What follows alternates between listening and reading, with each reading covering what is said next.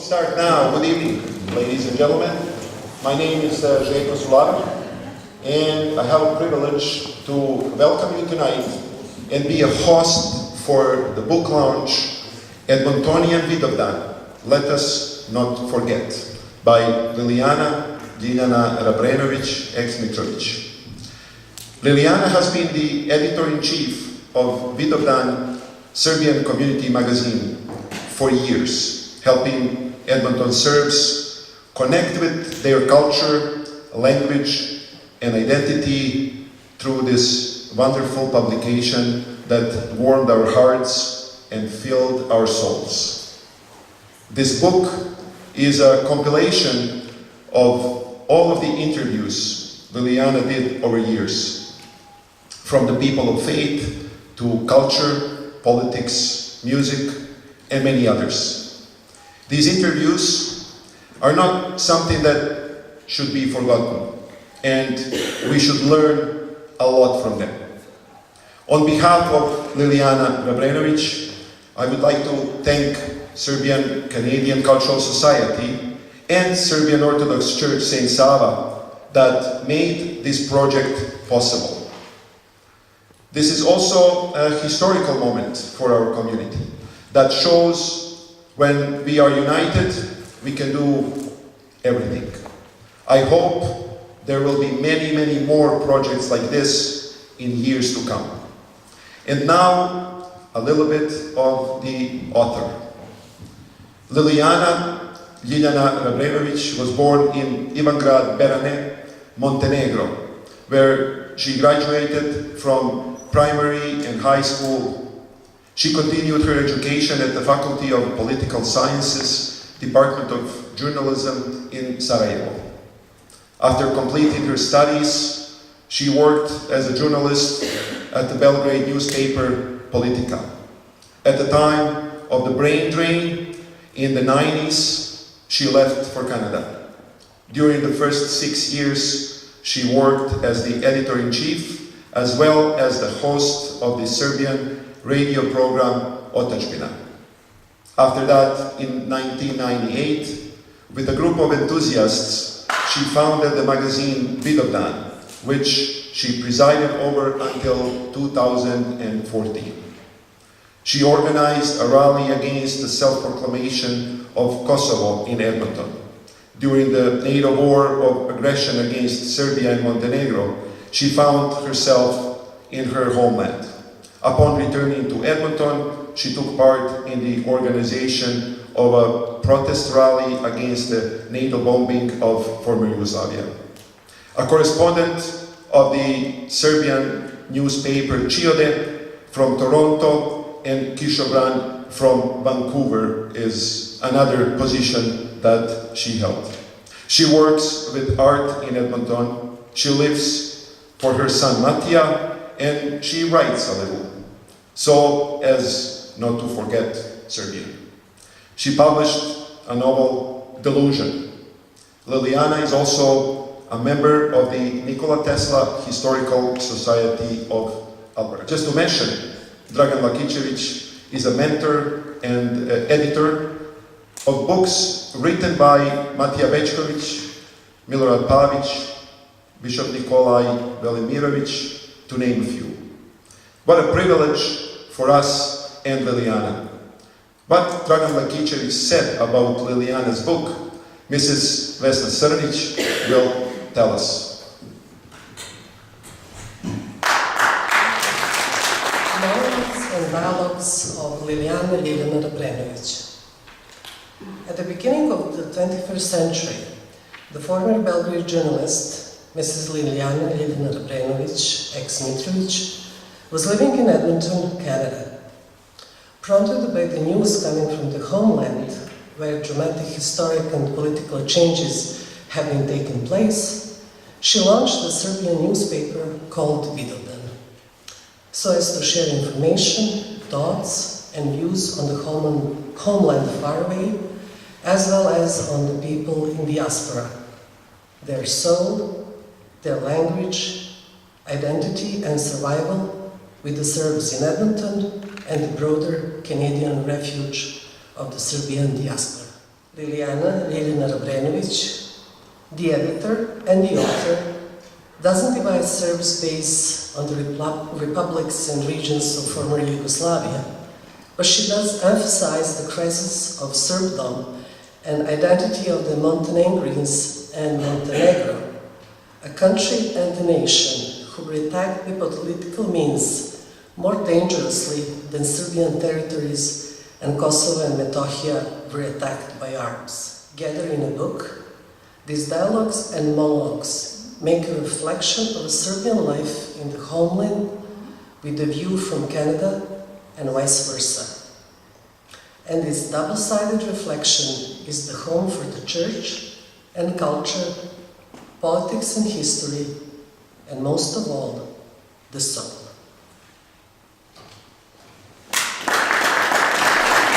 In the second segment of Ljiljana's book, we can all find ourselves. We just have to think. She was trying to get us united, even in times when that was impossible. Mrs. Dana Radišić will tell you Ljiljana's advice. Find strength, say thank you. People, let us put out the hate, for we cannot possibly live without forgiveness. Written by Ivo Andrić. And the following was written by Ljiljana Rabrenović. Has it ever crossed your mind to commend your people without commendation being merely courteous, condescending, spiteful, or ambidextrous but truthful? In the sea of problems, bigotry, and envy surrounding you, is there any room left to love thy neighbor? I know for a fact that all of you are great Serbs. The type of Serbs one cannot find even in the Serbian land itself. Also, beyond all doubt, I know that all of you have individually contributed immensely to everything we have in this city. And we do have a lot. Everyone has contributed in their own way for us to be proud of a grandiose hall, a magnificent church, and a clergy house. Let's draw out the best in us so that others don't stifle it. We can achieve anything with joint forces. Let's try to escape the clutches of complex of superiority and inferiority and take path of unity, because it's the only thing that can sustain us. Let's find the wisdom and strength to respond to challenges in a dignified manner. All future assemblies depend on ourselves, just like the beginnings of many other activities that would help us reduce the nostalgia for our country and question that saying, once you leave your homeland, you no longer belong anywhere. Thank you. The first question Ljiljana asks His Holiness Patriarch Irine is, Your Holiness, you were elected the Serbian Patriarch of the Serbian Orthodox Church by the will of God and the Holy Assembly of Bishops of the Serbian Orthodox Church. Knowing what our people have gone through the centuries and are going through now, you were aware of the heavy burden and the great sacrifice you were accepting to lead and unite the Serbian people spiritually. How do you bear this burden? And Patriarch Irine responds, there was never a thought inside my head of assuming the throne of Saint Sava, the throne of our great patriarchs and my predecessors. Even when there was talk about my potential election, I prayed to God for this to pass me by. But as everything in life happens by God's will and the divine providence, I too consider my election God's will and a divine providence. It was never easy being on such a spiritual height. Not during the best of times, and especially not nowadays, when the times we live in have become very hard. However, following the advice and opinion of my great predecessor, Patriarch Pavle, we are obliged as humans to do what we can, what the circumstances require us to do, and to leave to God all that is beyond our power. The task ahead each Serbian Patriarch, myself included, is formidable. It is not simple being at such a great height, but as I have said, God's grace and mercy are obtained in time of human weakness. We will do whatever is possible in the best way possible, and what is not possible, what is beyond our power, we will leave to God, for whom everything is possible. The last question she asks is, if we were to give in and lose Kosovo and Metohija, we will lose our soul, our religious and moral values, as well as awareness of our national identity. If we were to obey to the right of currently the fittest and admit we have lost Kosovo, we will be awarded with the possibility of becoming a membership candidate in something that is already bursting at the seams. Teach us, what should we do? He responds, losing Kosovo and Metohija would mean losing our own history, our biggest sanctities in the world, losing the spiritual being of the Serbian people. All that is greatest and holiest of ours is in Kosovo and Metohija. Kosovo is not just a territory, geography, fertile fields, valleys and groves, dense forests and landscapes. Kosovo is the holy Serbian land, drenched in blood and tears and sanctified by the prayers of our holy ancestors. In order to enter Europe, desecrated and de-Christianized Europe, one of the final requirements is to give up Kosovo. We have always been Europe and Europeans, with our history and our culture. Even today, we consider ourselves members of this big family, and our state is doing everything for us to formally become members of the European community. But if Kosovo is a requirement, if we are supposed to sacrifice it and let them give it away to another nation, I believe this requirement is unacceptable for us, and we, at least in my opinion, cannot accept it. The only thing left for us to do is to thank Europe for its well wishes and everything else they're offering. We prefer to keep our holy land, our sanctities, and our father's heritage.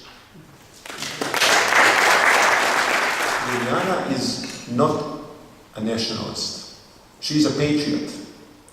When Radovan Karadzic, leader of the Bosnian Serbs, was arrested and sent to The Hague, she wrote a very emotional article that was then published in one of the issues of the Vidovdan magazine. Radovan Karadzic's arrest came straight from the cabinet of the President Boris Tadic, at a time when no one was really looking for Radovan. It's a fact that he has been arrested within a diplomatic undertaking with the goal of helping the new Serbian government gain accession to the European Union. However, I'm afraid this kind of beginning of the new government will only further consolidate the already consolidated political and national reconciliation. I also believe that, judging by this beginning, the current government will only be remembered and recorded in history by this collaborative decision. Whoever was responsible for Karadzic's arrest seems to forget that his trial and a certain conviction in Hague may bring Republika Srpska to the brink of existence. Whoever it was, they were profoundly mistaken to believe this move will improve Serbia's image in the world. Because judging by the present course of events, only new pressures, demands, and blackmails have followed. So, what did we get? Nothing. Just another national humiliation. That's why this arrest provokes disapproval and humiliation on the moral side of things, resentment and rage on the emotional, and damage of the national interest on the rational. On the other hand, there's probably a drawer somewhere in the Hague Tribunal that has been holding his already written verdict for years. This is surely not an acquittal. So one of the founding principles of Western democracy used to rest on, that nobody is guilty until proven otherwise, no longer exists. Whether Rašo is one of the biggest criminals of bygone century, or one of the Serbian biggest heroes responsible for the salvation of the Serbian people in Bosnia and the creation of Republika Srpska, that is for God to judge and not the Hague. Carry your cross, Radovan. Our cross is only just before us, and everyone will carry their own. Thank you. And at the end, Liliana wrote some personal stories that she included in this book as well. One of them is Forgive Me, Maria. Through this story, Rosanda Đukić will express Liliana's soul and guilt. So far I had spent perhaps the best time of my life in Belgrade working at Politika. I lived in Banjica in one of those top of skyscrapers across the military medical academy. My landlord was called Maria. I came to contact with her by accident. I meant not really by accident, but through my connections, as only us Montenegrins knew how. She said I fell into her arms as well as I fell into her life. On the other hand, she was my destiny at my moment because my salary as a journalist was around 50, while average rent for an apartment in Belgrade at that time was around 200 Deutschmarks. We made a deal that I would pay only the overhead costs. The 65-year-old lady was alone and divorced, clever and bright, not particularly educated. She acquired impeccable manners over time due to her undeniable innate intelligence. She only had one son who went to San Diego with his family to search for happiness there. Maria's greatest joy was her grandson Marco. She would spend 6 months in Belgrade and the other 6 months, as they would say, one of the most beautiful cities in America. Despite the age difference, as well as one of our views, the interests, and we somehow bonded immediately. Time for Maria to go to the promised land. In the beginning, I could barely wait for that day to come.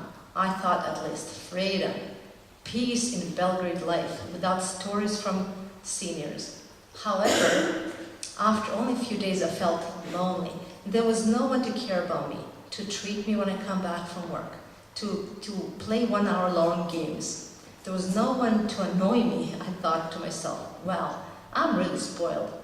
She came back after 6 months, and it felt like she never left, except for the situation in the country increasingly deteriorating, and for my missing to get the hell out of there. When she heard I was getting married, she was desperate. However, she was fond of my husband. I didn't know who took the news about me moving to Canada worse, my mother or her. In the meantime, the old man Jovo, the widower, died.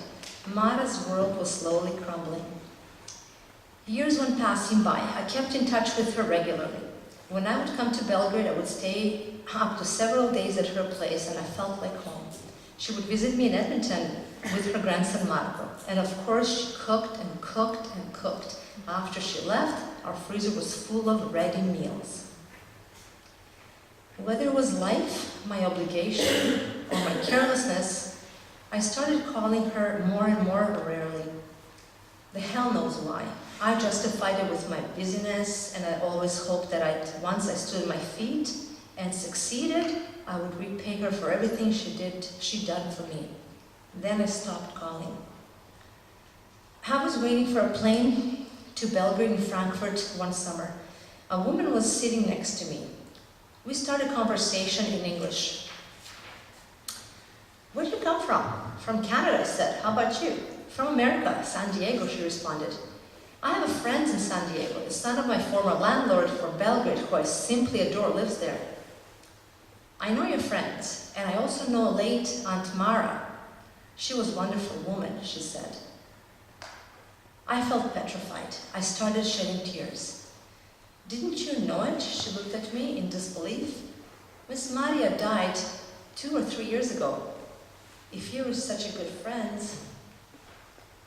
I felt remorse for the very first time in my life, due to chasing life, carelessness, selfishness, or whatever it might be. I left someone who I loved deeply and who loved me as well, leave this world without me even knowing or lighting her a candle. Forgive me, Mare. That is all I have to say. And the conscience will do its thing.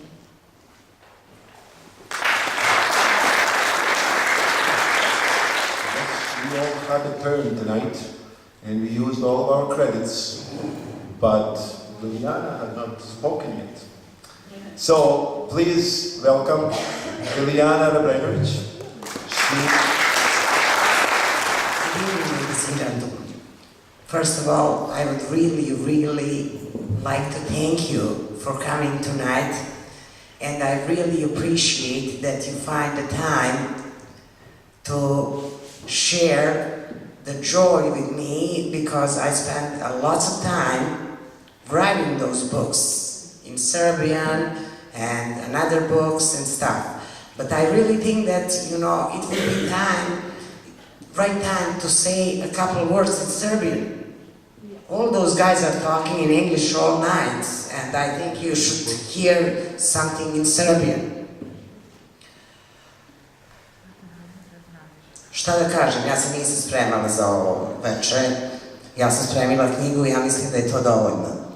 Ali prva i osnovna stvar koju želim da kažem, želim da se zahvalim Srpsko-kanadskom kulturnom društvu i crkveno-školskoj opštini Sveti Sava, a najviše gospodinu Dušanu Miriću i gospodinu Draganu Babiću, koji su jednostavno glavni akteri da se ovaj projekat realizuje.